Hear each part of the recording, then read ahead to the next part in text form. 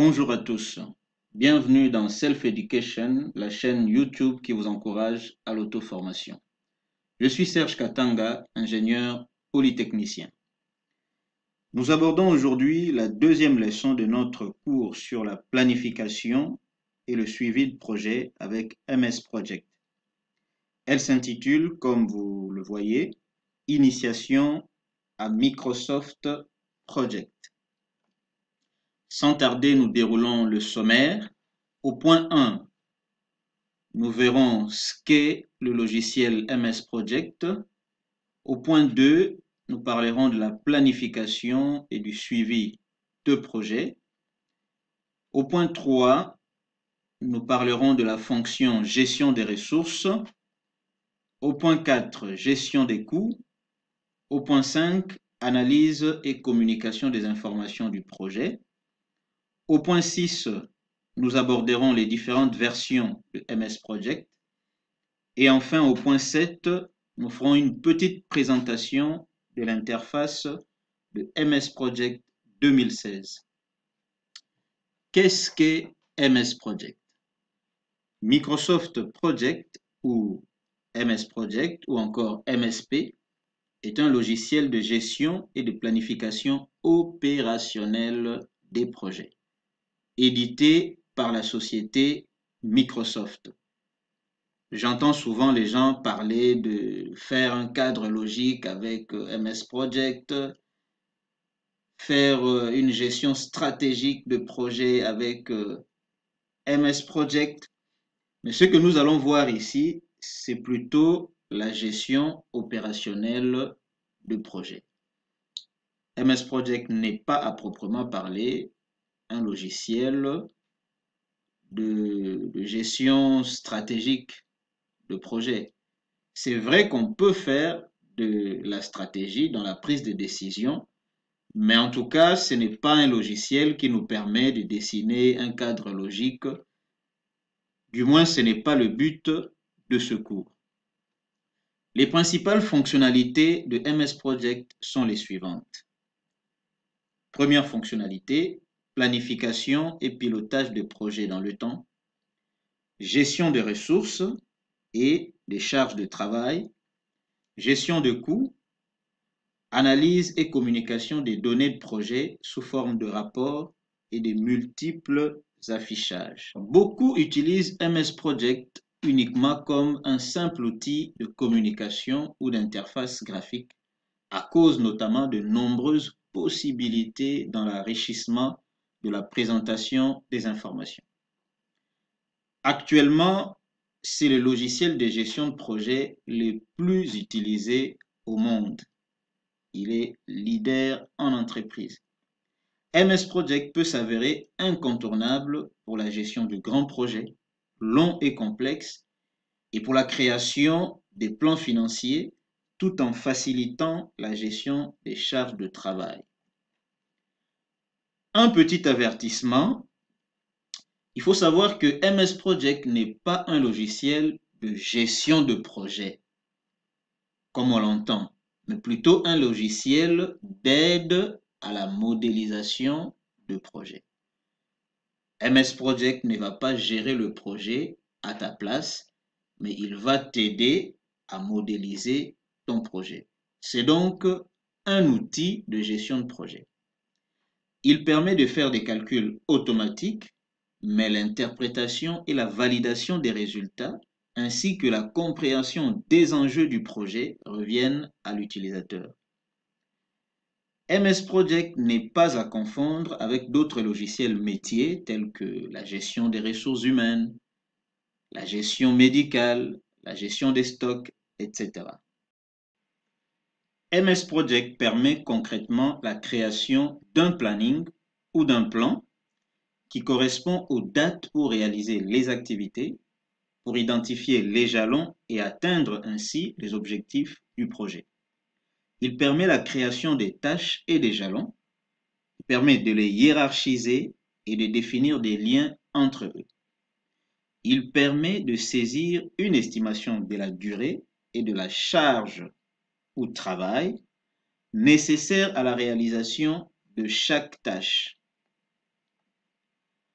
MS Project propose différentes représentations graphiques du projet, dont le diagramme de Gantt et le réseau des tâches, qu'on appelle diagramme PERT.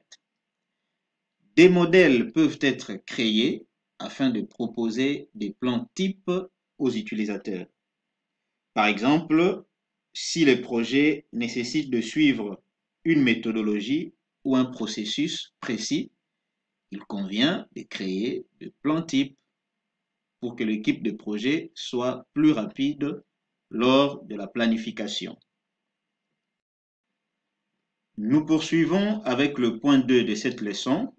Nous avons terminé l'aspect planification. Nous abordons à présent l'aspect suivi de projet.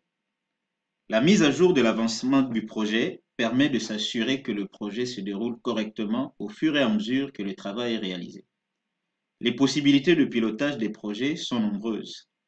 Définition d'une planification initiale, c'est-à-dire l'enregistrement d'une photographie de référence du planning. C'est grâce à cette référence qu'on pourra faire le suivi du projet. Saisie de l'avancement des tâches et la possibilité de faire une replanification. Concrètement, le chef de projet peut mettre à jour l'avancement du projet grâce à la saisie d'un pourcentage d'avancement. Ça peut être un pourcentage de délai ou un pourcentage de charge de travail. La mise à jour des dates de début et de fin réelles. La mise à jour des durées réelles et restantes ou du travail réel et restant. En général, il est conseillé de choisir une méthode unique pour suivre l'avancement du projet. Selon les niveaux de détails souhaités dans le suivi, on choisira une méthode ou une autre. Lorsque le niveau de détail n'est pas vraiment nécessaire, on choisit en général la première méthode, c'est-à-dire on entre un certain pourcentage d'avancement à intervalles réguliers. Abordons à présent le troisième point de cette leçon, c'est la gestion des ressources. MS Project permet la gestion de ressources d'un projet, c'est-à-dire la création de l'équipe de projet et l'affectation des ressources définies. Le logiciel MS Project recense 3 types de ressources, très important à connaître. Les ressources de type travail, à qui l'on peut attribuer des charges de travail. Parmi ce genre de ressources, on retrouve les individus. On retrouve aussi les équipements du genre machine-outil. Ce sont des équipements qui peuvent travailler, dont le travail peut être évalué en nombre d'heures ou en nombre de jours, etc., etc. Le deuxième type de ressources, ce sont les ressources de type matériel ou consommables. Elles correspondent à des matériaux ou à des consommables. Exemple, le béton, qui peut s'exprimer en mètres cubes. Exemple, un câble électrique, qui peut s'exprimer en kilomètres. Le troisième type de ressources, ce sont des ressources coûts. Elles permettent d'associer aux tâches du projet des postes de dépenses qu'on appellera coûts fixes. Par exemple, des frais de déplacement, un achat de prestations au forfait, etc. Elles ne dépendent ni de la quantité, comme les ressources matérielles, ni de la durée, comme les ressources travail. Chaque ressource peut être ensuite affectée aux tâches du projet. Les ressources de type travail peuvent être typées comme génériques. Elles correspondent alors à des profils de compétences. C'est toujours mieux dans un fichier project de mettre des profils de compétences plutôt que des noms. On écrira par exemple ingénieur, architecte, médecin, plutôt que d'écrire Jean, Luc. En général, on affecte des noms à des tâches lorsqu'on est sûr de savoir que tel lot de travail sera exécuté par telle équipe spécifique. En général, il vaut mieux utiliser des titres, des noms générique. Lorsque les ressources ont été affectées, MS Project rend possible l'analyse des plans de charge des ressources affectées via par exemple l'affichage d'un graphe des ressources. Une fonctionnalité importante qu'on appelle audit ou nivellement des ressources peut être utilisée pour résoudre les problèmes de surutilisation des ressources détectées en réorganisant les tâches de projet. Abordons à présent le quatrième point de cette leçon, la gestion des coûts. Chaque ressource a un coût. Un taux horaire ou journalier pour une ressource de type travail, un coût unitaire ou par quantité pour une ressource de type matériel. En fonction des affectations des ressources réalisées sur les tâches du projet et de coûts fixes pouvant être définis pour chaque tâche, MS Project calcule le coût du projet. Pour les individus, il est également possible de gérer les heures supplémentaires. Point 5. Analyse et communication des informations du projet. MS Project offre une palette de possibilités d'analyse des données du projet et propose de nombreux rapports.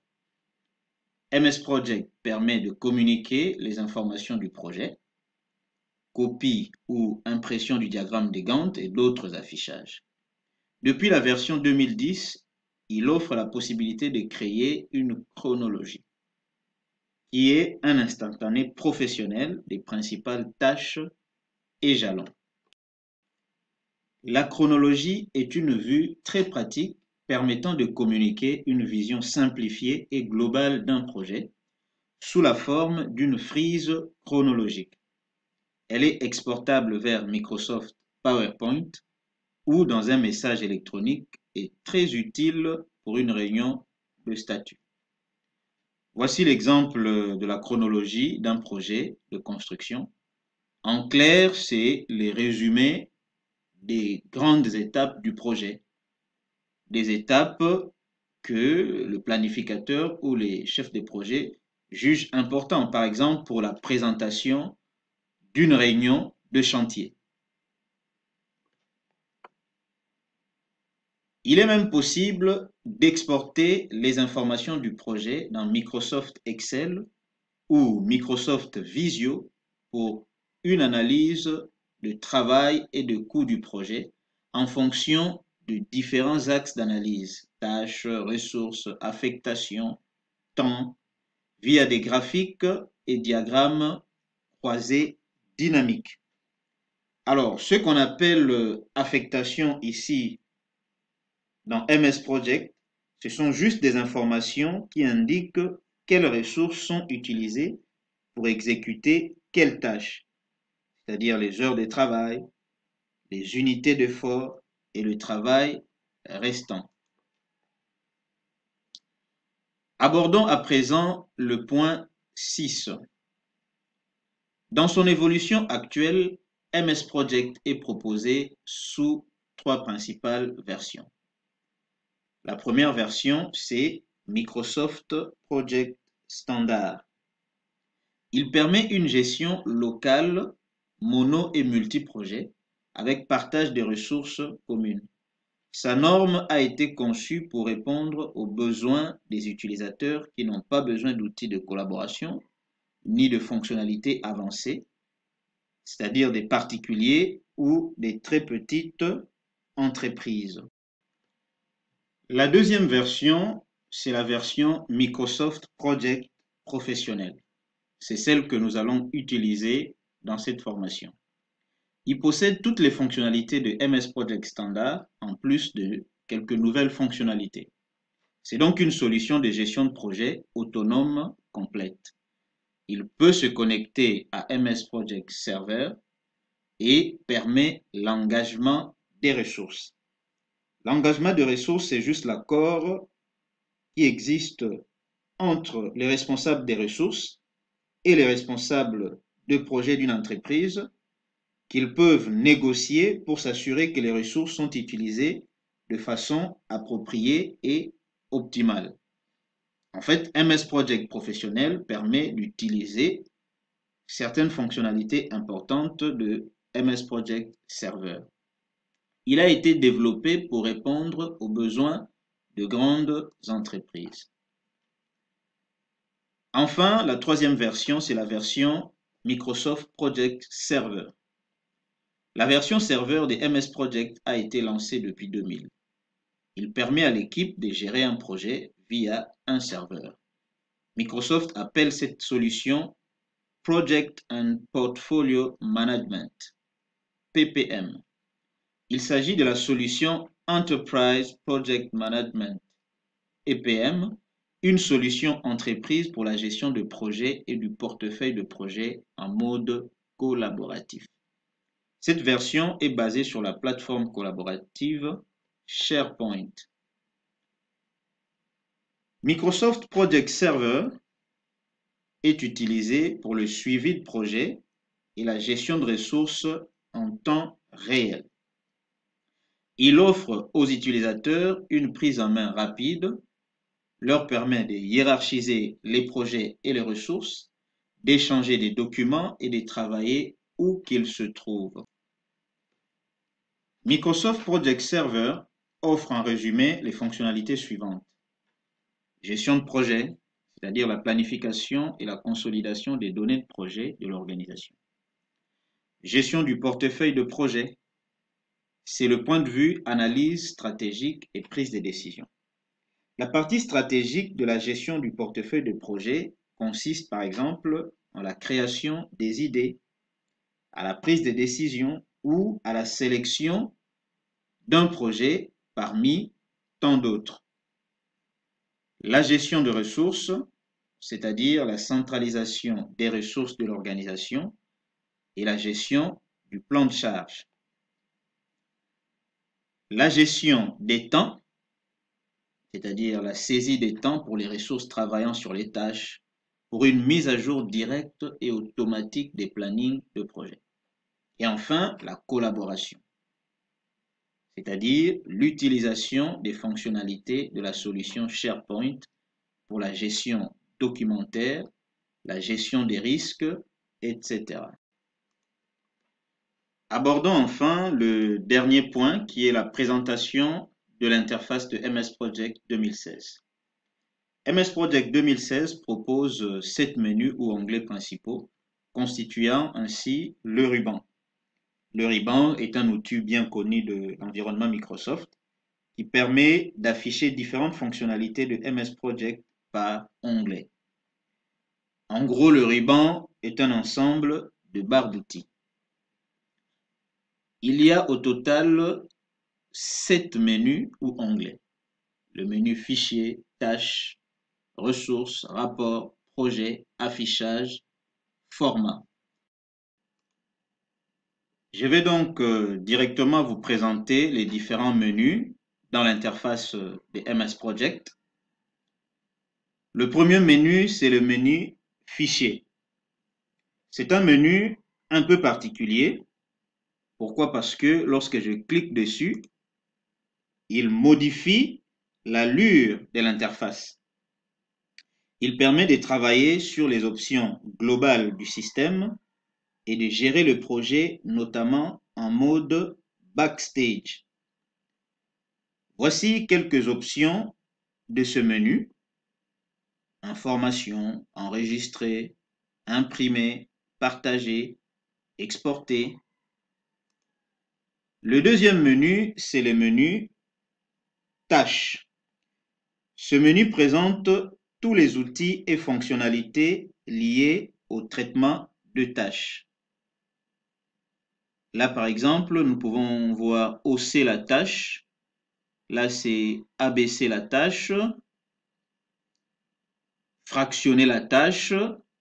Voilà, tous les outils liés à la tâche sont là. Le troisième menu, c'est le menu ressources. Il permet de créer et d'organiser les ressources humaines et matérielles du projet. Voilà tous les outils qui concernent le menu ressources. Ensuite, il y a le menu rapport qui propose un puissant moteur de reporting pour présenter les données et communiquer sur un projet. MS Project propose, comme vous pouvez le voir, une variété de rapports centrés sur les ressources, sur les coûts, et il permet de créer des tableaux de bord et même des rapports personnalisés. Les menus suivants, c'est le menu Projet. Il présente des raccourcis intéressants pour gérer les propriétés générales du projet. On peut, grâce à ces menus, modifier les informations sur le projet. Par exemple, la date de début du projet. On peut créer une numérotation VBS. On peut modifier les horaires de travail. Ensuite, il y a le menu Format. Ce menu permet de modifier l'apparence des éléments et de mettre en avant certains points importants dans un projet. Par exemple, les tâches critiques, les tâches en retard, les marges, etc., etc. Vous voyez bien qu'ici, il s'agit du format du diagramme de Gantt. Et enfin, le dernier menu, j'ai envie de dire le menu le plus important, mais tout est important ici, c'est le menu affichage. L'utilisation des différents affichages ou vues permet de visualiser les informations contenues dans votre projet de différentes manières, d'organiser, de prévoir les tâches et les ressources du projet et de faire un suivi de son avancement. Il existe 3 types d'affichage de base. Il y a premièrement l'affichage de type tableau que vous voyez ici. Il ressemble à une feuille de calcul ou à une table d'information. Vous voyez bien les colonnes ainsi que les lignes. Le deuxième type d'affichage, c'est l'affichage graphique ou graphe. Il affiche les informations graphiquement. Cet affichage-là. Ici, vous avez l'affichage de Project par défaut. C'est un diagramme de Gantt. Donc là, on peut voir des graphiques. On peut même coller des images dans cette partie. Et le troisième type d'affichage, ce sont des affichages de type fiche. Cet affichage facilite l'entrée des informations relatives à des tâches ou à des ressources spécifiques. Cet affichage n'est pas visible ici. Je peux le chercher dans plus d'affichages là-bas. Je prends par exemple fiche nom de la tâche. J'applique.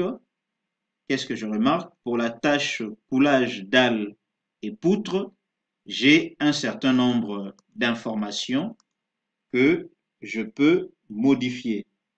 Une autre petite précision à faire, c'est sur la barre d'état qui est située tout en bas de la fenêtre. Elle présente à sa droite des raccourcis pour les affichages suivants. Vous pouvez voir, ici il y a un raccourci pour le diagramme de Gantt, pour l'utilisation des tâches, pour le planificateur d'équipe dont on parlera, pour le tableau de ressources, et un clic droit sur la barre d'état vous permet de la personnaliser. Donc voilà, vous pouvez ajouter d'autres outils. Donc voilà. C'est ici que s'achève cette deuxième leçon sur MS Project. Si vous avez aimé la vidéo, cliquez sur le bouton j'aime et partagez-la au maximum. Et surtout, n'oubliez pas de vous abonner à la chaîne et d'activer la cloche de notification pour ne pas rater les prochaines vidéos. En passant, j'ai écrit un petit guide sur l'essentiel de MS Project. Vous trouverez le lien Amazon dans la description. Je vous invite à l'acheter, il vous sera certainement utile et vous permettra de me soutenir. C'était Serge de Self Education. Je vous donne rendez-vous à la séance prochaine.